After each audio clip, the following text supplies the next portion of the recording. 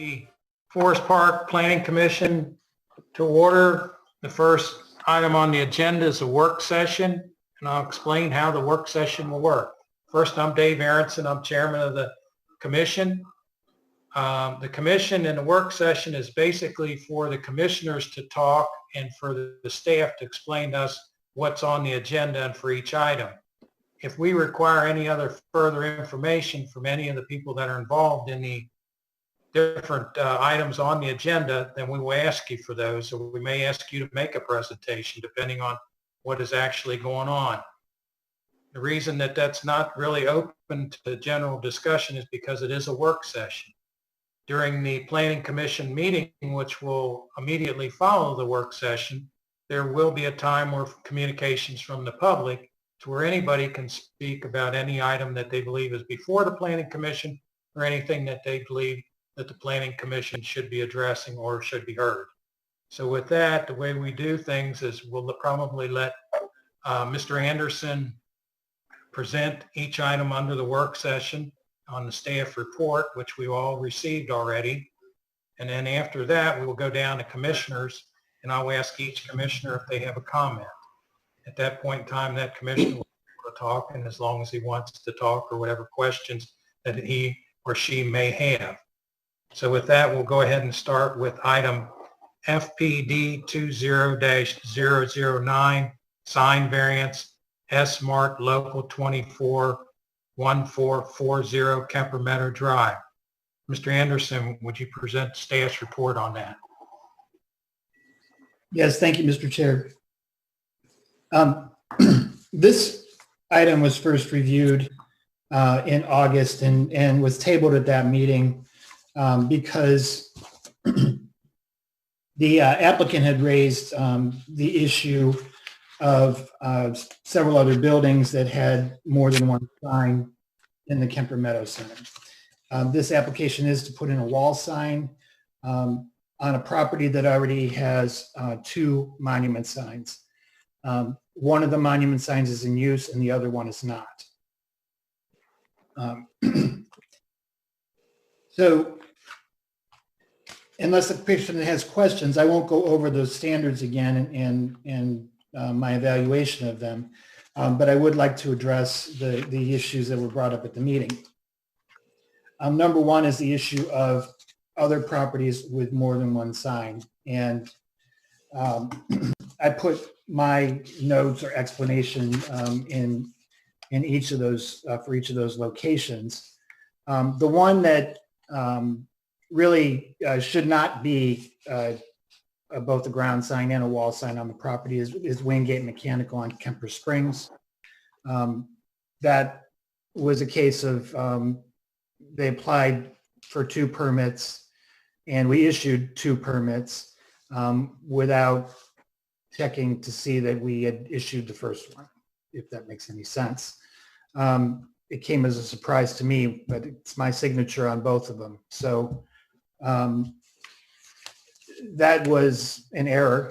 It's not an easily undone error because the signs are in place, but at such a time as if the business changes hands or one of the signs is ready for replacement, we will address it at that time.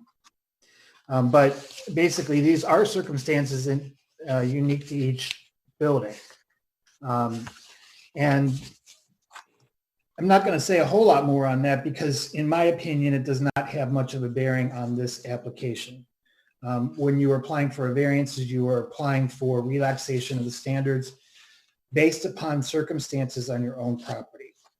And that gets in the next section of the report that I want to discuss, and that is the meaning of special circumstances. Because again, there was, I think, a little bit of confusion at the last meeting of just what that term means in zoning.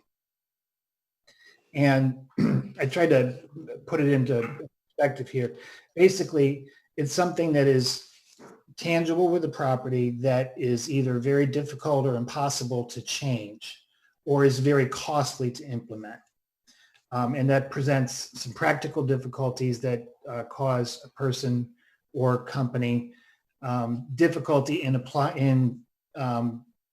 complying with the zoning ordinance, such that relaxation of the rule, whatever that may be, is really the more fair course than forcing compliance. And so with the sign, there could be circumstances where it would be difficult or impossible to change, that would lead us to want to issue a sign variance. And in looking at where you can view the signs on this building, the existing monument sign actually can be viewed from quite a distance from both the east or west. A further distance than the proposed wall sign would, because of another building being in the way of the view from the east, and then on eastbound traffic. And then for westbound traffic, the building is oriented so that it would be out of your line of sight. It's in your peripheral vision rather than your forward vision. So if the practical difficulty, if we always said you could have as a wall sign and that building was oriented so you couldn't see that wall sign from traffic going in all the traffic going in one direction, then that would be a reason for there being special circumstances. In this case, they have the ground sign that is visible from both directions. That's not special circumstances. So don't take too long and just move on a little bit more. There was also a question about a minimum variance. What is a minimum variance, especially with regard to signs? Because one sign, two signs, if you're counting, how could you be any more or less than one additional sign? And it really has to do with the size of the signs and the and where they're located again. And that has a further calculation involved in it with the Kemper Meadow Center, because the Kemper Meadow Center does not specify a maximum size of sign. What it specifies is that for a ground sign, it has to have an aspect ratio, length to height. The maximum height is 6 feet. The maximum length, in theory, is 30 feet. Most signs don't go that long, or if they are long and much longer than they are wide, they tend to be only 2 or 3 feet high. And then for a wall sign, the practical limit is the area called the sign band on the building that's usually between the windows and the roof, where you can place a wall sign. And that has to be what's known as a good design, and meaning that it shouldn't crowd that area. And so I had a couple of sketches in there to help illustrate that. The last comment that I had was that between turning this down and approving it, as submitted, there are some middle ground. But my recommendation is that it be turned down. However, I did include in the suggested motion a couple of conditions that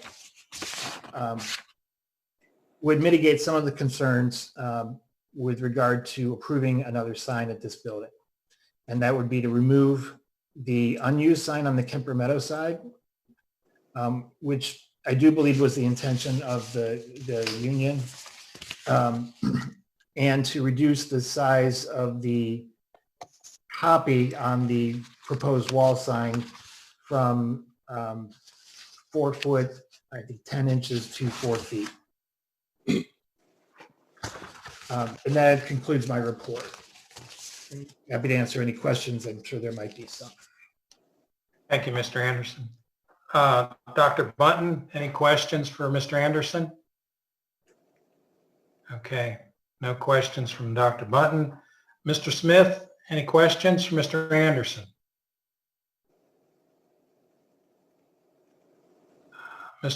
Yeah. No question. Thank you. Mayor Johnson. Just want to be certain that I understand the last thing you said.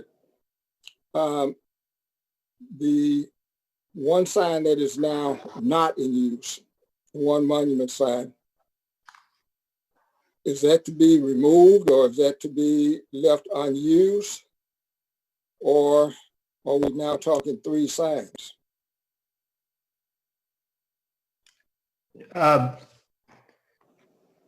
If this application for variance is turned down, as I recommend, the union would still have the option of using the existing ground sign on Kemper Springs. If we approve it with conditions, one of those conditions is for that sign to be removed. So in either scenario, it's 2 signs, not 3. I don't have any other questions, but I would make this statement now and for the future. I am not particularly fond of having people that come before the commission use as explanation what has been done on other properties in the city, but frankly, they have no idea what the circumstances surrounding it was. And if anything, that's a turnoff for me, a complete turnoff, because what we may or may not have approved 5-10 years ago, the circumstances for now are totally different.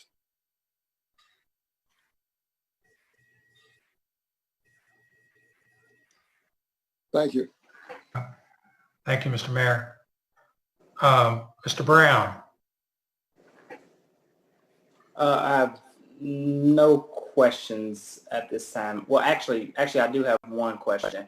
As I recall, this was a while ago, but as I recall, I did want to know if, because in the original proposal, part of the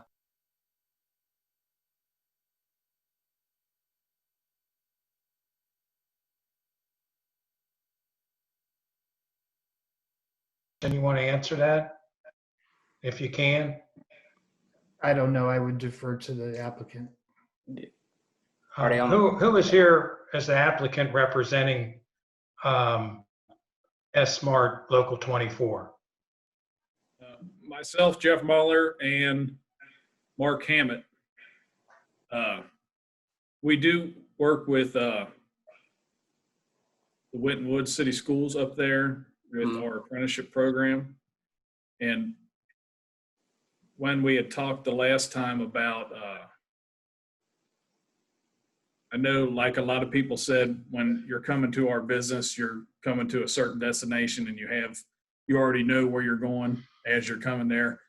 But we work off of a lot of passerby traffic, which is, this Kemper Meadow Drive I believe it serves as a cut through for a lot of people, to get away from the light and the traffics.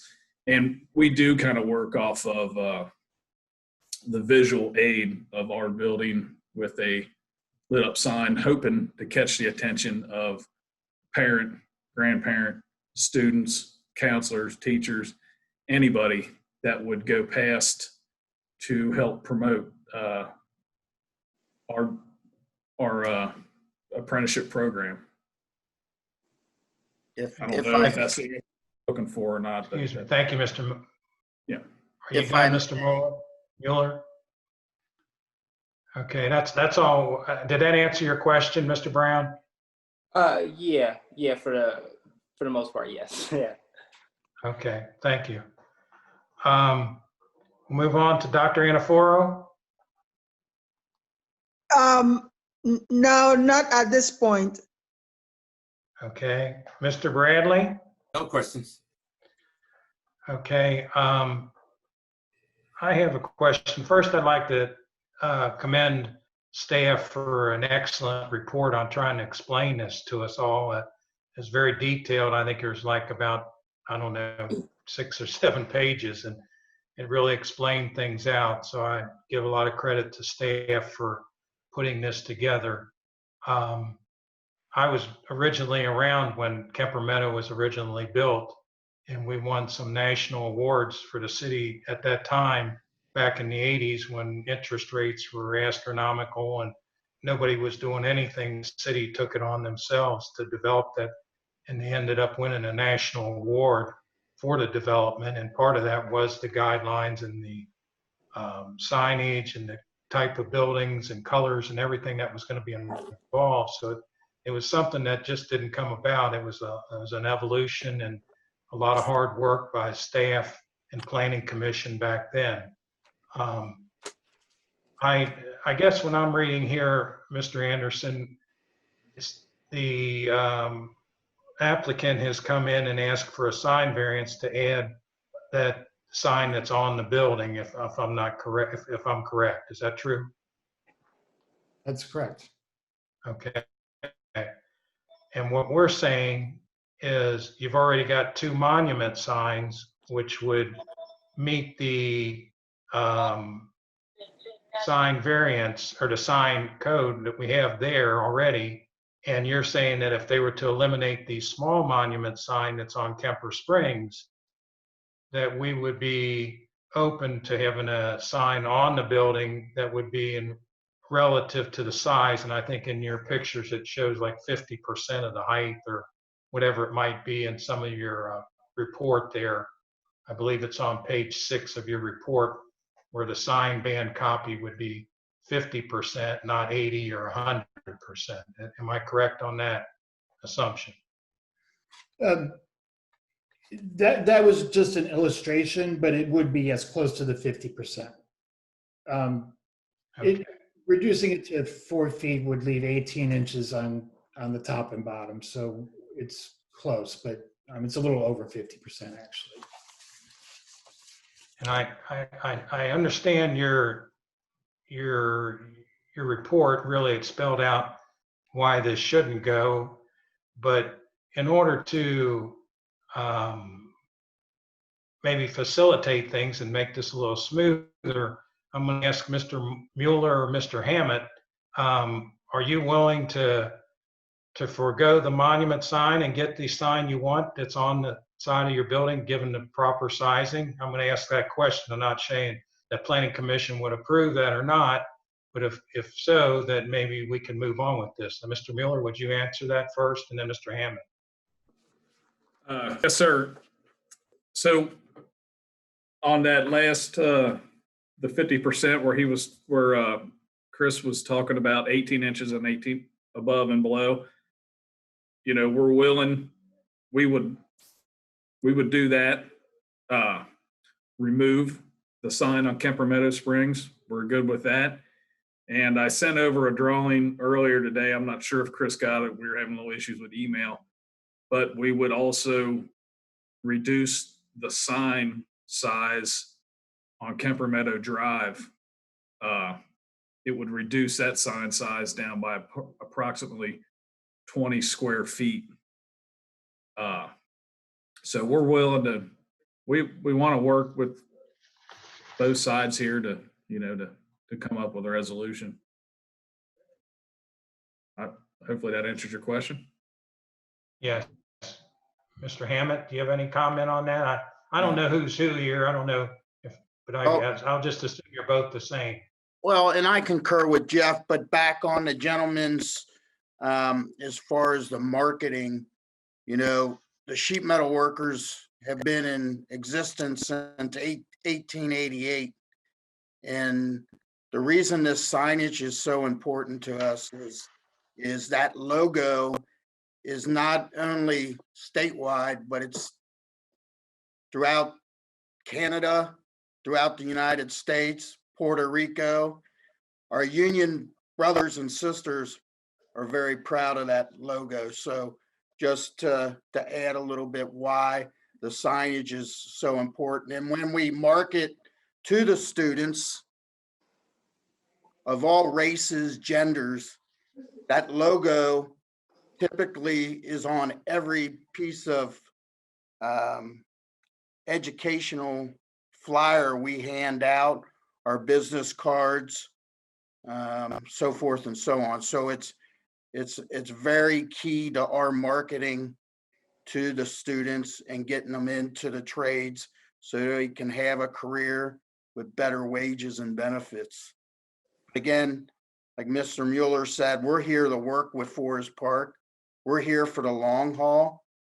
We'll be here for, we were in our last location for 60 years. We're looking to be here for possibly 100 years or longer.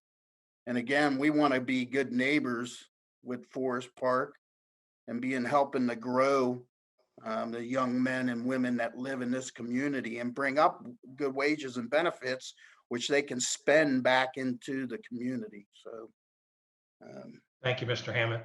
thank you. Mr. Anderson, if this was a 20% reduction in the monument on Kemper Springs or on Kemper Meadow and the elimination of the monument sign on Kemper Springs and the sign the new sign that would go on the building, the lettering, would that fall in a special exception or would that just be within the sign aspect of It Kemper would Meadow? still need a planning commission approval, so it can be, it wouldn't just go right back to administrative approval because they're two different wall signs, and monument signs are not like one for one swap outs. But that's not in that special exception then, would it be? It just be they'd come back, or would that be a special exception? It would be, yes, it would be a special, what we have is a variance, not a special exception. Oh, okay, I'm sorry, variance, okay. Yes, then So in, that would, and then we would have the record of this being approved as well. I wouldn't recommend that they come back unless you want to see additional plans. you say you would recommend or wouldn't recommend them coming back? I'm saying I don't think it's necessary to do this at a third meeting. Okay. I do believe that, and because I did spend a lot of time thinking about this, that what has been offered is we're getting close to parity with the existing situation. So you have two signs. To get rid of one, the sign that's on Kemper Springs, they put the sign on the wall at a reduced size, reduce the size of the existing monument sign that they're using on Kemper Meadow. Those three things together would bring us close to the amount of signage that they would have by right using the two monument signs. So in essence, everybody'd be happy? I can't speak for everybody. I think, Well, Chris, would you be happy?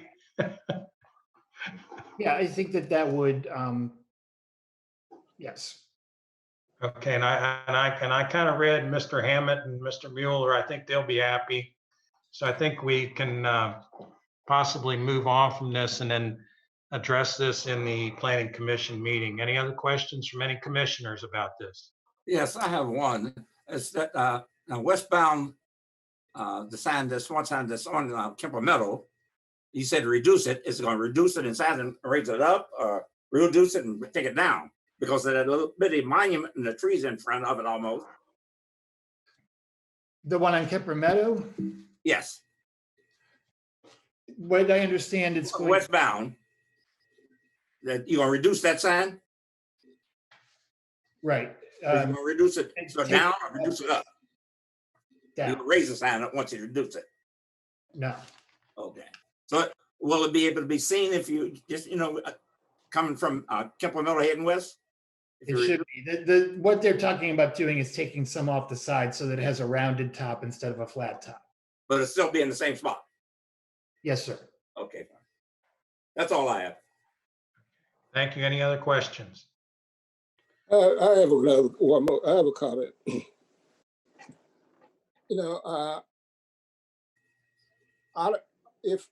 If in fact this had been dealt with when they knew they were going to buy the building, what the rules and regulations were regarding signage, we wouldn't have to be having these conversations, number one. And number two, you know, I too have been involved. I've been in unions for 48 years on all levels, so I know about unions. So, you know, telling me what unions do is kind of a waste of my time.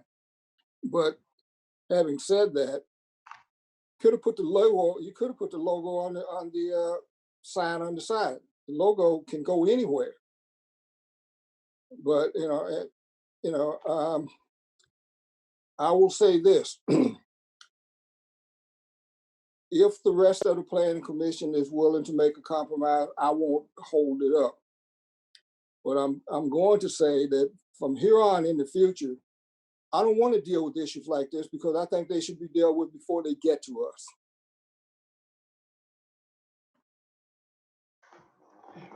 Thank you, Mr. Mayor. Any other questions related to this item? Okay.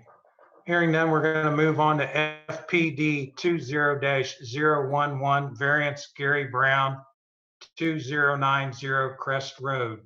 Mr. Anderson, would you please give us a staff position?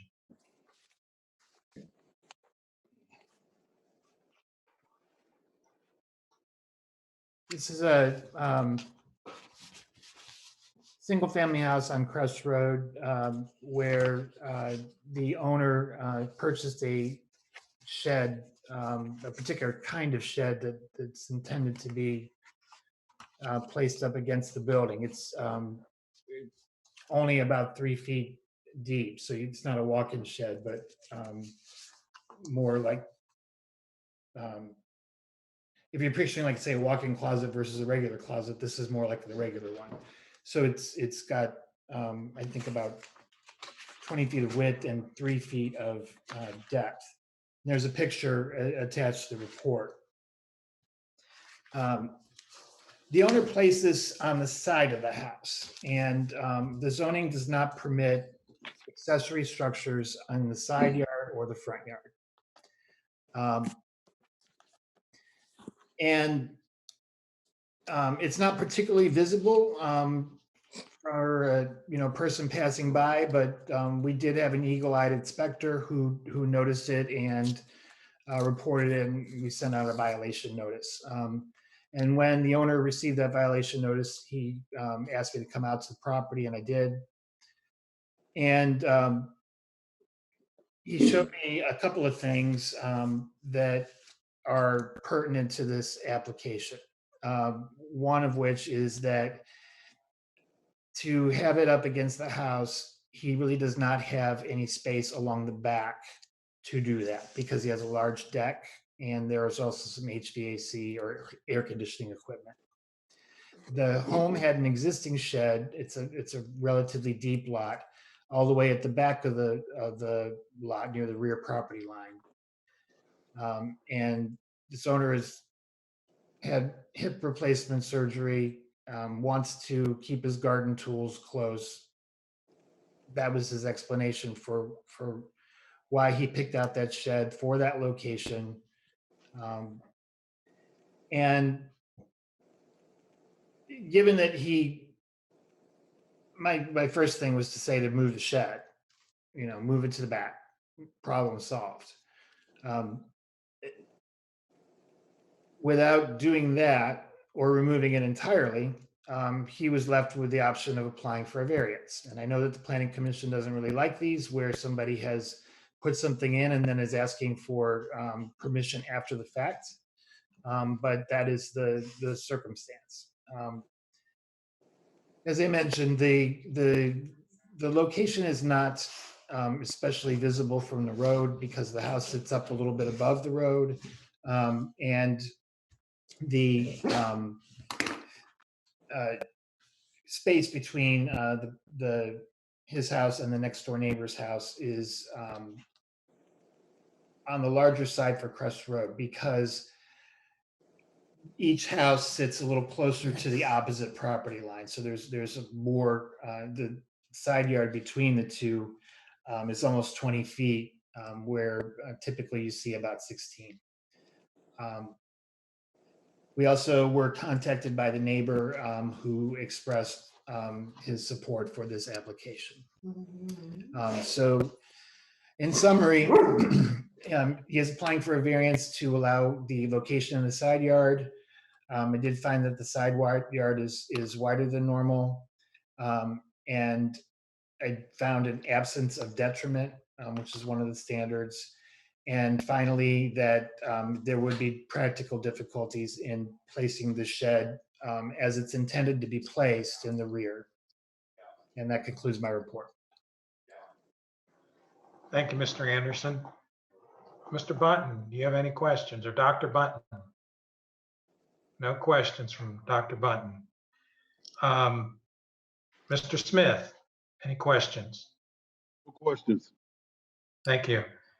Mayor Johnson. You say that there is an existing shed. Now, is that existing shed going to remain, or do you know, or did he give any indication as to whether this new shed is an addition to, or if it was meant to be a replacement for? Mayor, I think it was intended to be a replacement, but he didn't. He hasn't made any representations about when or if he's going to remove the other one.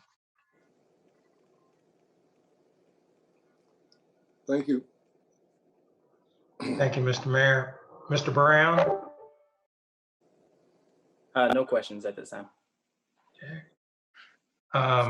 Dr. Anaforo? I have no questions. Okay. Mr. Bradley? No questions. Okay. I agree with, my question was the same as the mayor, was what's going to happen to the other shed? And the other question I had is, based on the picture, if that's going to be facing the front of the house, you can see it from the front, it certainly looks like it should be painted. You know, excuse me, to maybe make it look a little better and blend in a little better if the commission does approve this. Has he made any comment about that, Chris? No, Mr. Chair, but I haven't asked him about that. Would it be unreasonable to ask him to remove his other shed and paint this one as part of the variance request or variance motion? Not unreasonable at all. Okay. Thank you. Any other questions related to this? Okay.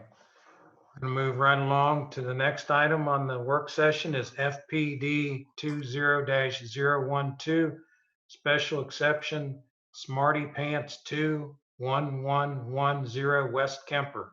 Mr. Anderson.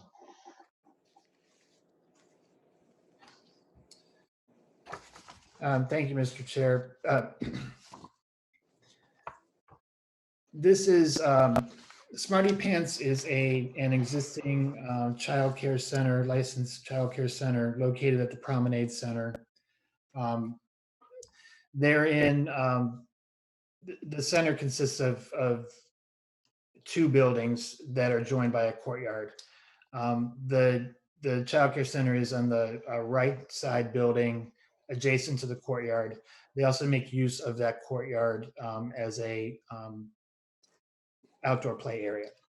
And this was approved in 2013 by the Planning Commission for a different operator. So they went through the zoning process and building permit and everything and operated there for a time. And then this is the successor business essentially that moved into the space after the first child care center. They are looking at expanding to a different tenant space in this shopping center. And to do that, the reason for it is I think the growth of the child care center, but also to separate the school-age children from the preschool or all-day children. So the younger ones that that don't go to a different school and then you have this program that's being applied for, or the space that's being applied for kids that would do either before or after school. So in terms of the special exception, there are not really that many points to go over. Just comment that this is the child care center in the shopping center is essentially a use that that can be accommodated. In this case, the courtyard was a help in terms of having a space that is free of traffic. But there are difficulties in locating a child care center in a shopping center, particularly in a space that was not originally built for it. And the that is something that will have to still be done, because the first owner that renovated the 1120 Kemper, the existing space, had to put in triple layer drywall, had to do some changes to the bathrooms and to the heating and ventilation, because daycare is considered an educational use rather than a mercantile use. And there's just a greater number of people in the space over a longer span of time than in a typical store. This has happened with a couple of other locations in the city where that's taken a fairly substantial investment in renovations. The applicants were made aware of this, and I think I've hired an architect for that purpose. In order to do that, though, they need to get the zoning approval. So we have a little bit of a chicken and egg kind of situation, but we can evaluate this based upon the premise that they will comply with all the code requirements, meaning the building code requirements, because unless they do that, they won't get a certificate of occupancy. And so I didn't actually include that as a condition, but if the planning commission were uncomfortable not having that in there, that certainly could be added. The final thing I'll note is that the property is for sale, and it may or may not be under contract. We've heard conflicting information on that, but we do know that there is a developer, a well-known developer, that's interested in purchasing the property and probably redeveloping the left side building for a non-retail use, like for a business incubator, as a matter of fact. And whether that has a bearing on this application or this application has a bearing on that that potential deal, I don't think it's something that we can, number one, base our decision entirely on, and number two, be sure is going to happen. So in looking at this, according to the property owner's broker, there is not yet a deal with the developer to purchase the Promenade Center. It may still be for sale to some other owner who may want to operate it just as it's being operated now. The applicants, I think acting in good faith, have done their work with the current management. And they have their sign off on this. So from that standpoint, as it stands today, I think that this is a valid zoning application with the permission and and blessing of the property owner.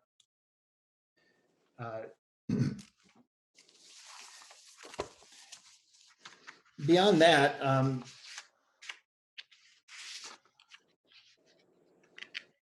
the Planning Commission has had a concern over the years about the proliferation of childcare centers in Forest Park, and particularly in the case of concentration in this general area. And that was when we had, I think, 4 simultaneous applications, 2 in Kemper Meadow, one, the Promenade one here that got approved, and one that was going to go where the Park Place restaurant is today. That one didn't go in. And this would be again, this is an expansion. This would take up some space that would otherwise be available for businesses. But this center right now is about only 25% occupied, and the daycare is one of the larger, or if not the largest tenant by square footage. And my opinion is that this will not adversely affect anything at the center. It will take up some additional space, so the vacancy is not quite so high. But realistically, I don't see it necessarily drawing additional businesses to the area, or it's just not in the nature of a childcare center. It's an amenity for businesses that are already there. But it's childcare tends to follow business rather than business following childcare. So I do have a recommendation for approval with 2 conditions. One regarding temporary signage, and the other one for parking the vehicles owned by the center in the rear, which they do currently. And that concludes my report. Thank you, Mr. Anderson. Dr. Bunton, any comments? Thank you. Mr. Smith? No comments. Thank you. Mayor Johnson? Just a question, Dave, either for you and or Chris. Should we be considering special exceptions or variances on items that do not currently come up to code? Are we kind of putting the cart before the horse? Shouldn't it be, isn't it the responsibility of the property owner to make sure that that property meets, is up to code before he or she, before he or she goes to the tenant, or gives the tenant the okay to do something with it, something else, or expand into it? I believe, in my knowledge is a lot of times when in a development situation, they don't do anything until they get saying that the authorized use of the property, which I would say in our suggested motion, we should add another line that this would have to be building code compliant for the use to be for its use. And I think that would probably cover it. All right. On a developer standpoint, I could see where there would be a hesitation to do anything until you know, hey, yeah, we could put it there or not. Okay, that answers my question. Thanks. Thank you. Okay, Mr. Brown. Actually, I have a similar question, because like how long has the neighboring building been vacant? And I might have missed that, Mr. Anderson. Did you say that they had hired an architect to make sure that it was going to be compliant? Because I mean, daycares, there are a number of regulations that you have to have just to have children in a building. And if the proposed business before was, I don't know what's over there. If it was a barber shop, I mean, I don't even think it would accommodate 12-year-olds in any capacity, like as for the purpose of daycare. So did I miss that part, Mr. Anderson? Did you say that they were speaking with an architect, or? I was speaking strictly about the building codes. Oh, okay. So there are numerous rules and regulations and inspections that the state of Ohio does in order to license the childcare. Okay. And the applicants could fill us in on that better than I can. But I've read some inspection reports and they're very thorough in terms of what they look at. What I was speaking of was how does the tenant space, what modifications need to be made to it in order for it to be classified in the right category. Right. And then how they arrange the space, or how effective the space is in caring for and providing educational and enrichment to the children. I think the building code has less to say about that. It's more on the rules for for licensing childcare.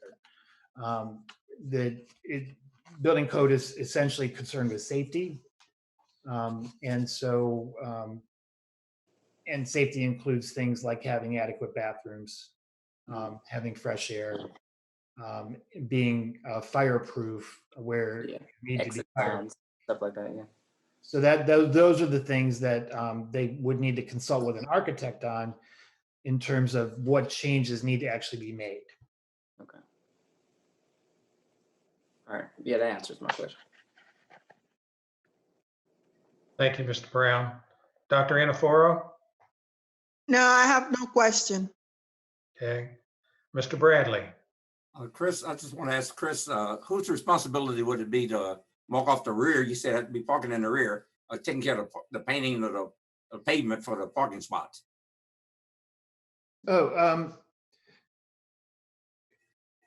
They wouldn't need, I'm not speaking about exclusive use spaces. Mm-hmm. There's plenty of parking in the front or the back, really. The reason for that, and we've made this a condition on a couple of other locations, is to basically what you have here are service vehicles for transportation, either a van or a small bus, usually. And normally we like when they're not in use for service vehicles to be parked in a non-conspicuous location. And that would be true for a company that did a lot of deliveries, for example. And so when not unloading and loading and not in use, that, to park those in the rear just is less visible. It's not a really big deal, but it's what we've asked before. Okay, thanks.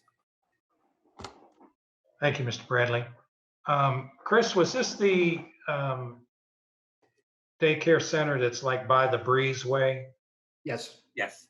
Okay, so that's the one that we did allow, that there was a lot of discussion on years ago when that went in, I believe. And I gather it worked out all right because we were pretty concerned about the play area or about cars or anything. And thank God I've not heard anything on the news. So hopefully everything's gone well there. And I think that, we put a lot of thought and process into that before we allowed that one special exception. Now, the other thing on this, they're going to be keeping the current space, aren't they? They're just taking on another space that would be remodeled to conform with the building code for the usage. Is that correct, Chris? Yes. Okay. I think it's, I think we have to, in the suggested motion, I think there are a couple of items that we need to add in there. Obviously, is the building code compliance for the usage. And then also I think when we originally did these, didn't we always put in there that if the company ever changed, and I'm not sure about this part, if it changed ownerships or if it just closed, that would vacate the special exception. That's a condition that we've definitely had before. It actually wasn't on the existing one, but you could do it for the expanded you could do it for this application, sure. Okay, so I would suggest we probably put those two items within the suggested motion when we get to the planning commission meeting. Any other questions from any of the commissioners? Okay, here and now we're going to go on 3 window sign at Wyntonwood City Schools at 1215 West Kemper Road. Mr. Anderson?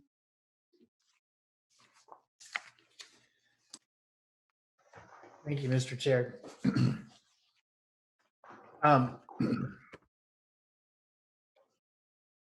It's a little unusual in terms of signs, in that it consists of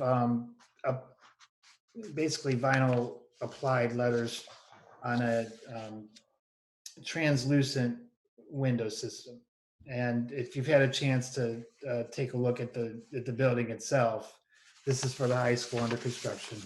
The window's there. It's already, it's been in place. It's on the gymnasium at the front of the building, and is basically almost at the second story level. So it's an upper window intended to bring natural light into the gym. And they would like to do this lettering, Wyntonwoods, very simply, on that window surface. And it's not a clear window, but a translucent one. So the light that's going back and forth is diffused by that. That part of the building faces Kemper Road almost dead on, but it's actually angled a little bit to the west, slightly. For drivers that are coming from Winton Road going westbound on Kemper, they won't actually see that right away until they're pretty close to the building. The main reason that this is before the Planning Commission is that when we did the building review the first time around a couple of years ago, the sign was not called out on that. It was actually, I looked back and it was on one of the sets of plans on one of the building elevations, but it didn't, we didn't go through any kind of approval process for this sign. And the sign is really quite large, being lettering that it basically takes up most of the width of the window area. And so it's different enough from any other sign that I really didn't have a clear path to approving it administratively. And so I'm asking for the Planning Commission's blessing on this, essentially. And for the sign itself, my only other comment on it is that I believe that it will have really a pretty subtle effect in the daytime because it's a light gray letter on essentially a white background, which is a sort of low contrast scenario. At night, it should be significantly more visible with light coming from within the building when those lights are on, backlighting the letters. And you would have a greater degree of contrast, plus just the sense of light in that rectangular area where the window is located. And I am recommending approval. And hopefully I explain the reason why it's before the Planning Commission for your vote as well. Thank you, Mr. Anderson. Mr. Bunton, any questions? Okay. Go to Mr. Smith. No question. Thank you. Mayor Johnson? No questions. Mr. Brown, No questions. Dr. Anaforo, No question. Mr. Bradley. No questions. I don't have any questions, except it'd probably be the largest sign we've ever approved in our lives. But you know, I can see where it would look nice up there. I don't think there should be much of a problem with that. Any other questions regarding this? Okay. When the work session. Before I open up the planning commission, just to let the planning commissioners know, there's a couple items that we're going to discuss in new business after all the agenda items. And it should have been in your work packet, just a couple of procedural things and some timing issues for a couple of meetings and how we want to handle future work sessions. So if everybody can stay on as far as the commissioners when we get to that point, and then I'll tell everybody that we're going to, building commissioners need to be on here and everybody else can leave at their pleasure. Okay, so we're going to call to order the Forest Park Planning Commission meeting. Mrs. Westendorf, would you please take the roll? Dr. Bunton? He's Mr. here. Smith? Mr. Smith? Here. Mr. Johnson? Here. Mr. Brown? Here. Dr. Anaforo? Here. Mr. Bradley? Here. I'm here. And Dave Aronson. Okay. Has everybody read the minutes? Are there any additions or changes to the minutes? Hearing none, we're going to accept the minutes as written. Okay, we'll go down with commissioners' reports. Dr. Bunton, you have any report? No report from Dr. Bunton. Mr. Smith? No report. Mayor Johnson? No report. Mr. Brown? No report. Dr. Anaforo? No report. Mr. Bradley? No report. And I have no report. Okay, we'll move down to item number 5, director's report. Mr. Anderson? Just the written report that I submitted with the packet. It contains a couple of project updates plus the scheduling items that you mentioned we would be discussing at the end of the meeting. Thank you. Thank you. Okay, as I had stated back in the work session, this would be a time for communications from the public. If addressing the commission, please wait for the chair to recognize you. State your name and address, and please limit comments to 5 minutes. This meeting will be recorded for ease of transcription and will be broadcast by Waycross Community Media. Starting with that, is there anybody that would like to have any communications from the public? And I'll start with, as I see people on the screen, Mr. Mueller, do you have any comments? You can shake your head one way or the other. Would this be to our situation or just anything in general? Yes, this could be to your situations or any communication from the public, so it can deal with you. Okay, I would just like to add on our variance. I know what Mayor Johnson had mentioned that about the our emblem. He understands about our emblem and where we came from. A lot of people out there, the general public, don't understand that. So those who are familiar with the unions and how they work, and we're here for the betterment of the community, that emblem to me, as I was raised up through my household, which was union, it was fair wages and benefits for the members, and that's what we're here to promote through our union and our apprenticeship program. Our apprenticeship program comes as no cost to the apprentices coming through. It's paid for by the journeymen that are out there working every day. So that's all I wanted to add there. You know, it's important to us. It's important that we're seen by the public. You know, it's part of our history. So I know, you know, we're applying for 2 signs, and I understand the variance.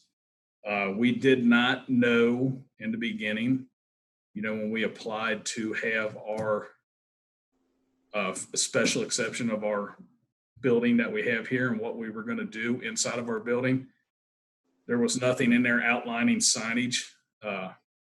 So that's our mistake on our end. We didn't know that. So I apologize there. We didn't want to bring it to here, but this is the steps we were told that we had to go through to work on our signage. And that's all I have. I appreciate your time. Thank you.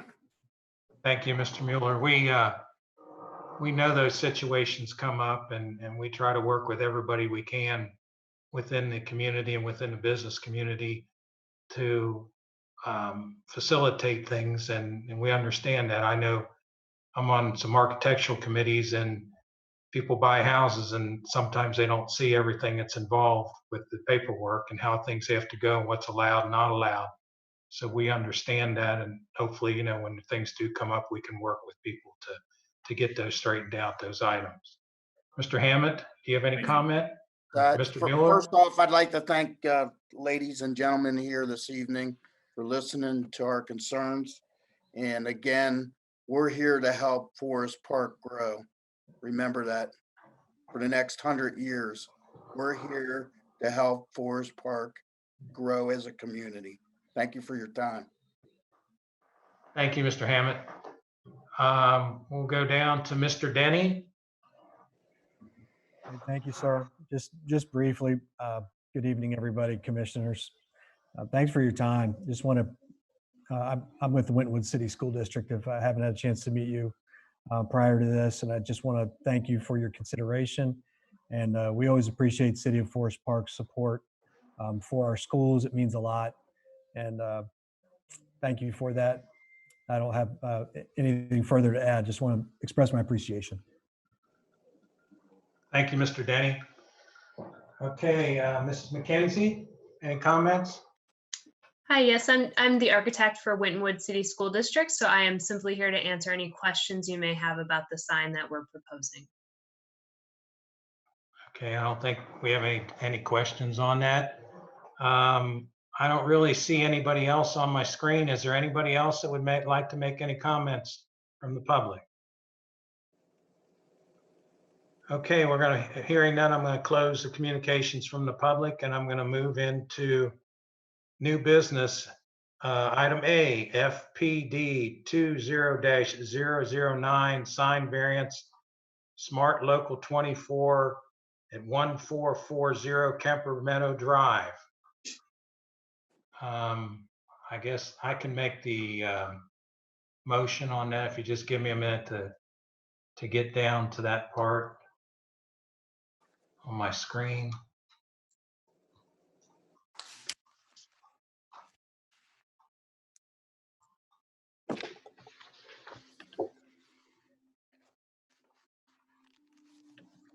How come nothing works when you want it to work? You're talking about me. My computer just went crazy on me. I don't know where it's going now.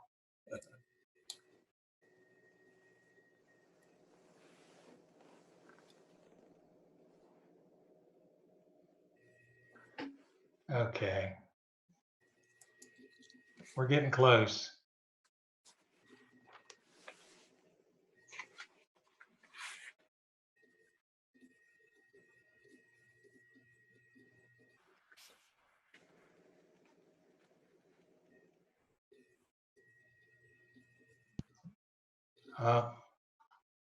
Here we go.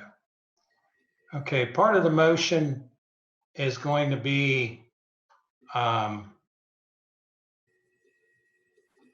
facts that were entered into the report. Okay, here we are, finally. The suggested motion is going to be that we move that the list of findings in section 7, the staff report, be adopted as the Planning Commission's findings of fact regarding this application. To approve the variance, move to approve sign variance 20-009 for a wall sign at 1440 Kemper Meadow Drive with the following conditions. Number one, the existing monument sign on Kemper Springs side of the property currently unused must be removed prior to issuance of a building permit for the new sign. Number two, the 2 lines of lettering on the sign must be reduced to an overall height of 4 feet or less. Number 3, the sign currently facing Kemper Meadow Drive will have a 20% reduction. And number 4, the sign height of the letters on the building will be appropriately sized as per staff. That's the end of my motion. Mr. Aronson, I would second that motion, but with the, I would like to amend it to add a number 5. Okay, I And think that we have number- to, let me withdraw my motion. And then let's, can you tell me what number 5 is? And then Number 5 is simply that this variance is for the current tenant of the current owner of the building that does not go with the building if it's sold. Okay, I understand. Right. Okay, I'll make my new motion. Can I go with my other motion? Just kind of copy that, Mrs. Yes, Westendorf? yes. And then Yes. add number 5, Okay, that this is a special exception. It only goes with the current owner of the existing building and would be void if the current owner moves or sells the building. okay. That's my motion. Second. Okay, it's been moved and second. Any discussion?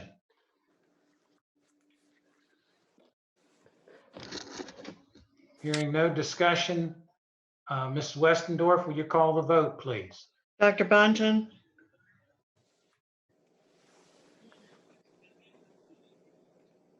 Dr. Bunton, did you shake your head yes? Yes, he Okay. said yes. Mr. Smith, Yes. Mr. Johnson, Yes. Mr. Brown, Yes. Dr. Anaforo, Yes. Mr. Bradley, Yes. Mr. Aronson. Yes. Okay. That passes. Going on to the next item. Thank you from everybody from Smart Local 24. We appreciate it, and good luck in the future for the next 100 years, which I'll try to be around for that. I'd like to thank everybody. Thank you. Mhm. Item B, FPD 20-11 Variance Gary Brown, 2090 Crest Road. Give me a chance. I would move to approve the variance 20, I think that's 001, 011 to allow for the replacement of 30-foot square shed at 2090 Crest Road, according to the drawing submitted by the applicants, with under the condition that the old shed is removed and the new shed is painted. Second. Been moved and second. Are there any questions? Are there any questions from any of the commissioners? Hearing none, Mrs. Westendorf, would you call the roll, please? Dr. Bunton, He's a yes. okay. Mr. Smith, Yes. Mr. Johnson, Yes. Mr. Brown, Yes. Dr. Anaforo, Yes. Mr. Bradley, Yes. Mr. Aronson. Yes. Okay, so that item passes unanimously. We're going to move on to item C, FPD 20-012, Special Exceptions, Smarty Pants 2, 1110 West Kemper Road.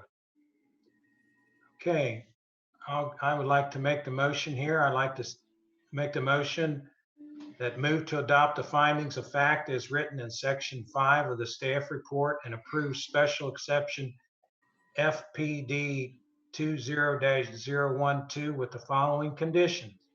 Number one, the vehicles owned by the center must be parked in the rear parking lot except for loading and unloading. Number two, signage is limited to the permanent tenant sign on the sign band in front of the storefront, and temporary banners and/or temporary signs are not permitted. Number three, the build out of the new space will be building code compliant for the usage. Number four, if the current user leaves or sells the business, then this temporary exception expires with their leaving or sale of the business. Second. Okay, it's been moved and second. Are there any questions? Hearing no questions, Mrs. Westendorf, would you take the roll? Dr. Bunch? Okay, I have a question, please. Okay. The second motion, signage is limited to the permanent tenant sign on the sign band in front of the storefront, and temporary banners and all temporary signs are not permitted. I know that the daycares are now given signage from Job and Family Services, indicating the star rating, the step up to quality. I don't know if that, under number two, will that be considered as permanent or temporary? Because they usually come in a cloth banner form. It's a banner and it's a cloth. I don't know if that would come under number two. Mr. Anderson, can you answer that, please? You got your mic off.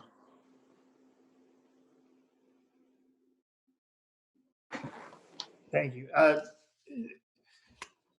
They would need to probably display that inside the building. It wouldn't be outside. No, the step up to quality Yes, ma'am. banner. If you see, all of them are on the outside, and it's usually a big banner made of cloth. It wouldn't be allowed. Okay, maybe I'm not explaining it. It is part of Job and Family Services routine. If you get a star award for the daycare centers, they are displayed on the outside.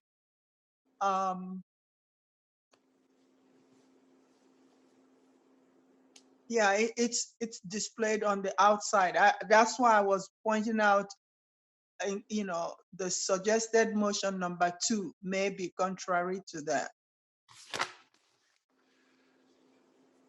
I'm still recommending it. Oh, Dr. Anaforo, I would Yes, think sir. in a situation like that sign would be treated as any other sign, whether it be from the Job Family Services or if they were just doing a regular advertising, which I could see we wouldn't want to allow that. But I've seen those other signs where they do put them like on inside their building across the windows, which I'm not sure if that's allowed or not allowed, but I would think that would be the only way that they could do that. They could do it in that second way that you just said. Okay, number two would allow it. On the inside of the building, on the inside of the windows, not on the outside as a banner hanging or a temporary banner.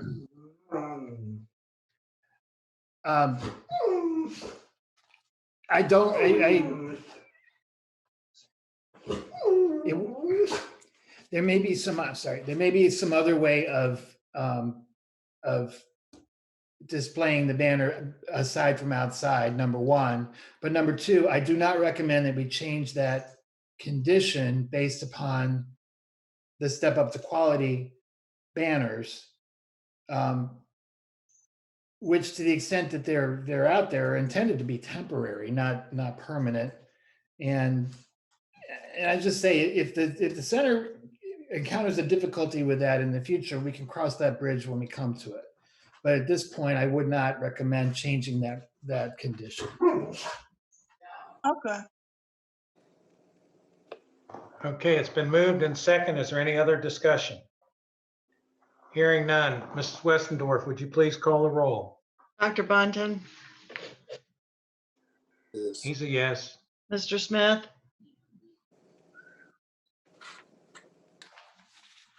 Yes. You hear me? Yes. okay. Mr. Johnson, Yes. Mr. Brown, Yes. Dr. Anaforo, Yes. Mr. Bradley, Yes. Mr. Aronson. Yes. Okay, moving on to our final item under new business. Item D, FPD 20-013, window sign, Wyntonwood City Schools, 1215 West Kemper Road. Do I hear a motion? Mr. Chair, I would move to approve the window sign on the gymnasium north window at 1231 West Kemper Road. Such sign consisting only of applied vinyl letters with a calculated area of 597 square feet, labels, sign type Q on the plans approved by ACE Sign System. Is there a second? Second. I'll second it. Mr. Brown, second. Any discussion? Is there any discussion? Hearing none. Mrs. Westendorf, would you call the roll, please? Dr. Bunton, Mr. Smith, Yes. Mr. Johnson, Yes. Mr. Brown, Yes. Dr. Anaforo, Yes. Mr. Bradley, Yes. Mr. Aronson. Yes. Okay, it passes unanimously. Thank you, everybody from the Wyntonwood School District. We appreciate it. Thank you, Mr. Denny and Ms. McKenzie. Good luck in all the future. And if there's anything else we can help you with, please come back. Okay, so we'll move much. right in. We're done. See everybody later.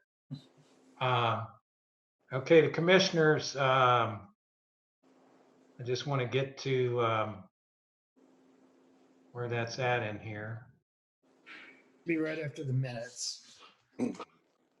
Okay.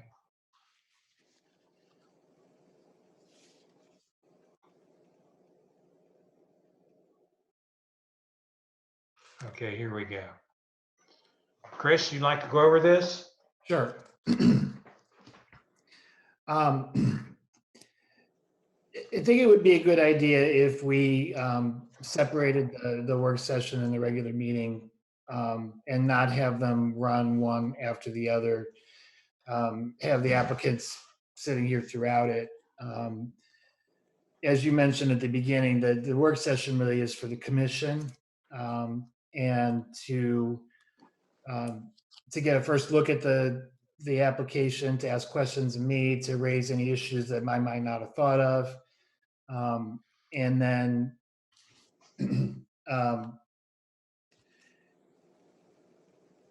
if we have it on a different night, then we can go back to the applicant and possibly make changes.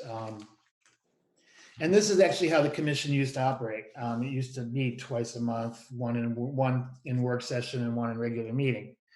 And how we do that, if we want to do it, it's really kind of up to you and your schedules.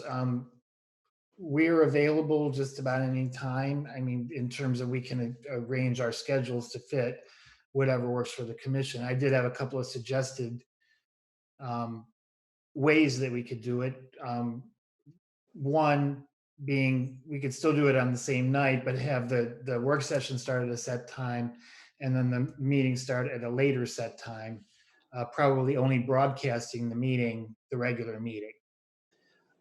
or we could do it a week apart.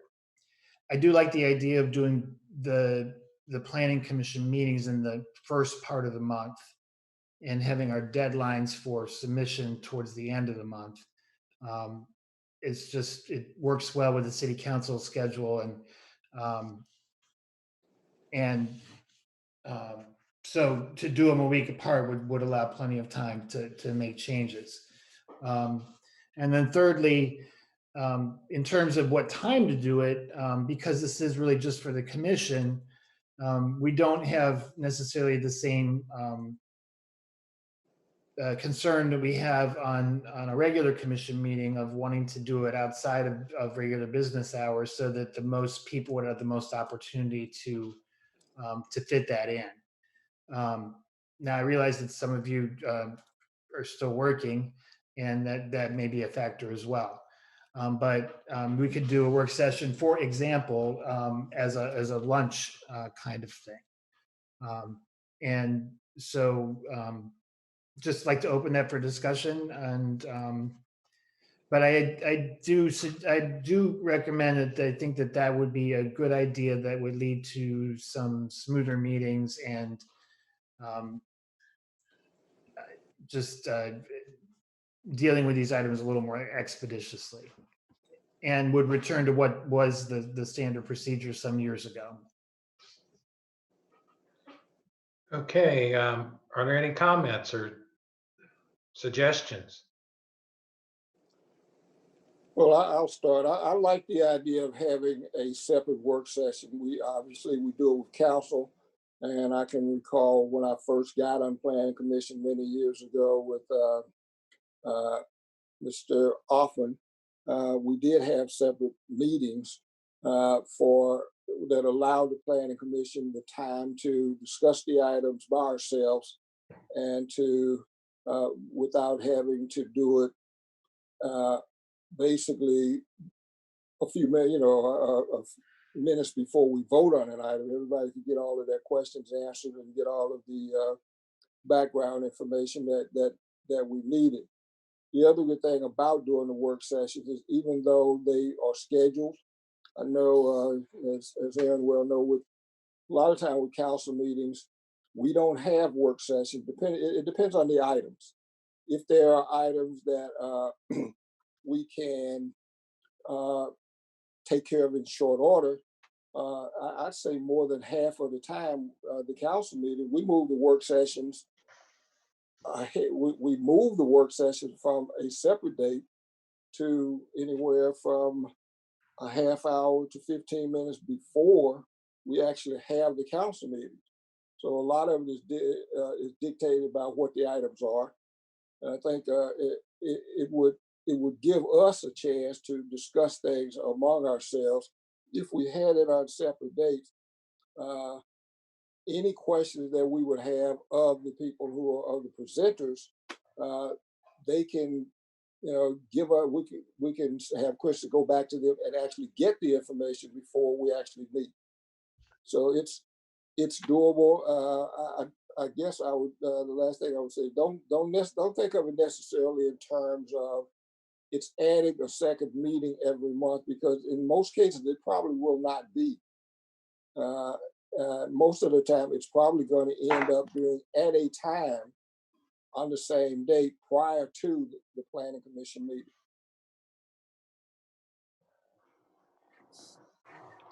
Anybody else? Anybody have a favorite, whether it be before, starting at 6, or he has some suggestions of the first Tuesday or the second, first Tuesday work session, and whatever, we're having it the same way we've been doing it. I mean, I agree with the mayor. I don't think there are going to be that many. It just seems like ever since we went to these videos, all of a sudden these complex issues come in, and before that there was nothing. So I mean, once we adopt something like this, there probably won't be anything. So it probably won't be an extra night or whatever it is. But I kind of like the fact if we could do it on another night or any time, it doesn't matter to me. Whatever. I know there's a few people. Aaron, you're probably still working, and I'm not sure about the rest of us. but, it would be good. And I think Dennis is probably still working. I'm not sure, but I'm open for any time that we can do this. But I think it's a lot easier to kind of talk and be more, and I think that we're free with our comments, but I think sometimes we kind of have to watch our comments too a little bit when you got the applicant sitting there listening to everything you've got to say. Right. So I'm all for maybe making it the first Tuesday, at whatever time everybody agrees, and then having the regular planning commission on the second Tuesday. But I'm open for whatever anybody wants to do or what the majority want to do. Why don't we try it? And Well, if it doesn't same work, here. we can always try it. If it doesn't work, we can go back to where we were. It's not etched in stone. So I'd say for Chris, I don't know what kind of items you're looking at for November, but why don't we try to set it in place for November and see how it works? First Tuesday we do work session, and then the following Tuesday we do the actual meeting. See what happens. Is everybody agreeable to that, or does anybody have any other suggestions or comments? I'm fine with that. I'm extremely flexible. I'll go along with it. He said, I'll try it out, see how it works. We haven't set a time yet, though, for the first meeting. Yeah, I wanna say that I truly like the idea, because I feel more comfortable. It's like having a family meeting first. Have a family meeting so we can ask all our questions and get our thoughts together before going out in public and discussing it, or talking about it in front of the clients. So I truly like this idea. I think it's a very, very good idea. And in terms of meeting, I know we are not discussing that yet, but if we come to that, I would like us to do first, like one Tuesday, and then the next Tuesday, the general meeting. So the first Tuesday will be like our family meeting, and then the second Tuesday we'll invite the clients. And Dave, I guess the only problem would be November. I don't know what's going on, but the first Tuesday is going to be election day. So, well, then I'm good with that, because I've already done mine. Well, why don't we shoot for November, the same format that we've got right now, Okay. and then start the other format on the first Tuesday in December and see how that works. And then, is everybody agreeable? Let's just have the work session meetings at 7 o'clock on the first Tuesday. Does that work for everybody? Yes, it works for me. Okay. Now, the way I understand it is that November will be just like it is now. Right. Correct. Time meeting. Then we have and then the first it'll be the first Tuesday in December for the work session, and then we get together for the family meeting the first Tuesday. Then after that, then we have the second Tuesday. I mean, We're getting close to the end of the year, so we always put out, at the beginning of the year, a schedule of the actual dates for the year. And so we can do both, and then we'll hold the work sessions if needed. So we can get those dates out to you. Okay, so we're gonna go with item number 2 under your options, number 2. Okay. Okay, Chris, what else do you have? So secondly, and this was something that the mayor had asked for after the last meeting, because we tend to, the city's redevelopment plan, which was prepared in 2007, adopted in 2008. So it's been about 12 years since it was adopted. And I think only Mayor Johnson, Mr. Aronson, and Mr. Smith were on the commission at the time. And so he asked if we could do basically a dedicated work session with the planning commission to go over that plan, what it contains, what we've done with it, and what we still need to do. And with the city manager, with our economic development director, Paul Bram, and myself. And I've talked to them, and we're all three, we're happy to do probably an hour to go through the points of the plan and where we are on it and what we're still looking to accomplish with it, so that everybody is up to speed with the redevelopment plan. Well, the So I had a reason, couple of dates also on there. the reason I suggested that was, I know oftentimes we find ourselves looking at projects that clients will come to us with, and we need to start trying to match those up with the city's redevelopment plan so that we aren't on one page and the city's on the other page. So if we know what they're looking for and what that plan says, that'll give us a better idea of how to deal with the clients and the clients' projects. So I think there were a couple great of. idea. Oh, sorry. I think it's a great idea. I've got a couple of 2 different times next week that fit both Paul and Don's schedule. If there, and we could come up with other times. Those are basically the 2, where we could do it relatively quickly. Well, why don't we, I'm not sure who all is working still or not, but I know Mr. Brown, you're too young not to be working. So, so I would say, what's your schedule look like as far as what's convenient for you? I get off work at 5 p.m.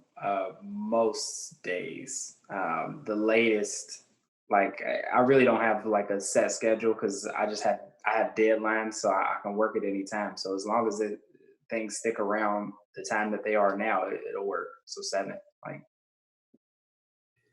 Okay. Chris, what dates or times did they give you?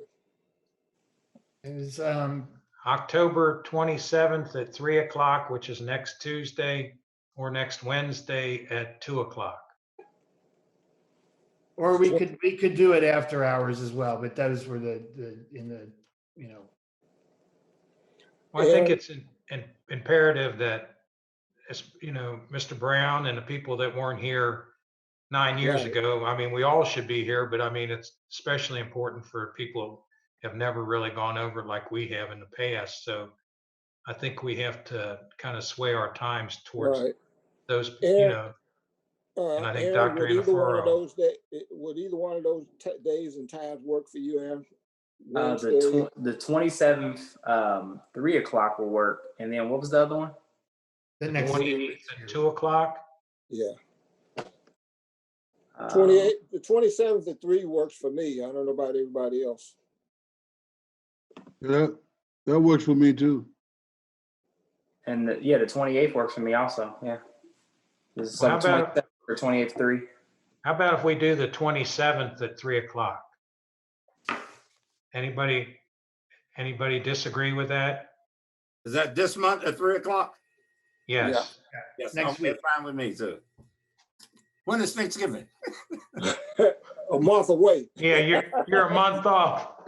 You're a month off, Sherman. Oh, okay. I've been off on that before. So, Chris, what will you do? You will send out another email for the times and the link to get on a Zoom. Yeah, and because we're going to be doing our part from City Hall, and we can do some social distancing at the council chambers, this would be your option, because we'll do both. But because we'll kind of be in the same room, the 3 of us, you're invited also to come in. Are you going to use the chamber? Yes, the council chambers. So on the 27th at 3 o'clock, those of us who want to can come up to City Hall in the chamber, and the people who can't can just do Zoom, right? Yes. Okay. And you'll set that up through Waycross, I guess? Yeah. Mhm. Okay. That And sounds the reason we good. do it in the chambers is because of the equipment that's installed there. Right. And we can distance in there. Yes. Okay. We Okay. can accommodate 12. So Sherm, I guess you'll with come up to the- City the Hall, social right? distancing rate. And Thanksgiving, yeah. Yeah, I'll be there for Thanksgiving. All right. I'll be there this, sir. I'll be there this month. Right. I realize with everyone, it's your option. We're going to offer, we have both ways to participate.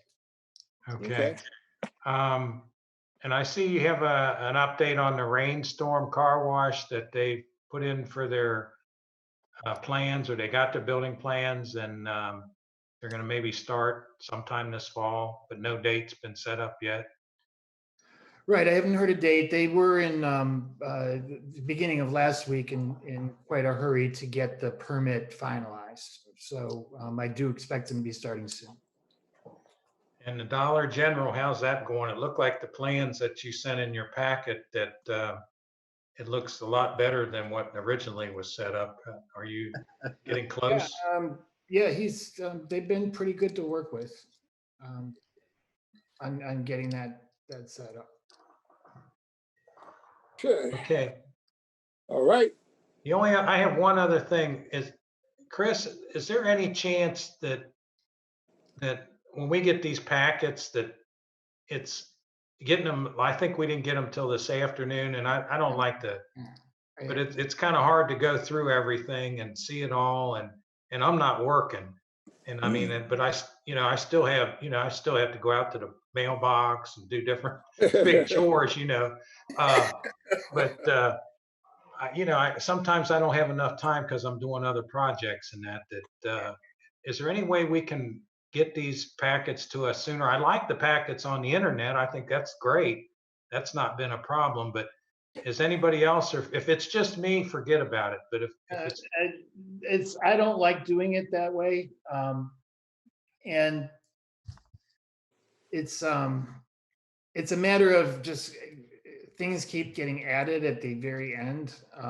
Like, for example, with the daycare one, I mean, I was on the phone with them at about 12:30 still, because there's the issues that you had with, in terms of, is this up to code or not? They also have that issue. And quite frankly, they didn't stay on the call to say this. I thought that they would, but they've told me that they went ahead with so they didn't withdraw their application, but I wouldn't be surprised if they elect not to do this project. So that was something that was in flux yesterday and up through this morning. And then that was mainly the reason that it delayed the packet. Like, for example, the union sign, that staff report was done last week. So getting everything into the, at the end, it's just, again, like, I really, the goal is to have it to you before the end of Friday. And that hasn't been the case lately. So it could be a matter of me just not taking any more information. Well, that's what I would suggest. Give them a deadline. If they don't meet the deadline, they get pushed back to the next month. Well, I've done a lot with different communities, and I'll tell you, and I'm not just saying this because you're on here with us, Chris, or it's Forest Park or anything like that, but we are so much easier and better to deal with than just about any other community, as far as if you go to some of these other communities and they say you got to have everything in by X date, they won't even talk to you. If they talk to you, then they take you off of the next date that you're on the agenda for, if you want to amend anything. And I mean, I don't want you to go that opposite, because I think we need to be proactive and have a good reputation, which I think we do, and your department does. But I think somewhere along the line that maybe there's a deadline and you send it to us, and if there's any updates, maybe you send us a memo with the update to that versus holding the whole package up. Yeah.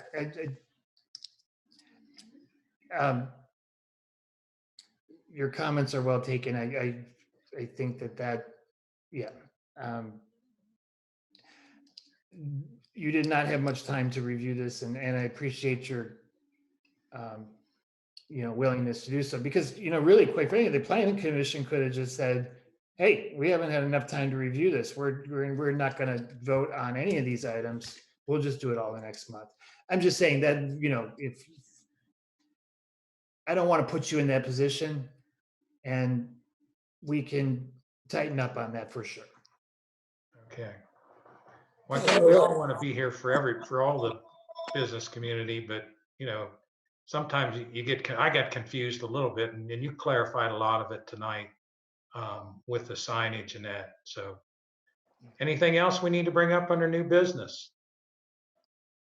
If not, I'd just like to say, Lewis, you look really good, buddy. When you came on, you looked really good. I hope everything's going well for yourself. And Exactly. And Dr. Anaforo, I don't want to comment, but are you wearing a neck brace? I can't really tell. Oh, no, it's it's a scarf. I'm cold. Okay. I thought maybe you were in some kind of an accident or something and you had a neck brace on, but I'm cold, but thank you for asking though. Okay, well, my apologies. I'm sorry. I was just looking out for your good, for your health here. Hey, listen, I appreciate you noticing. Yeah, thanks though. Thank you.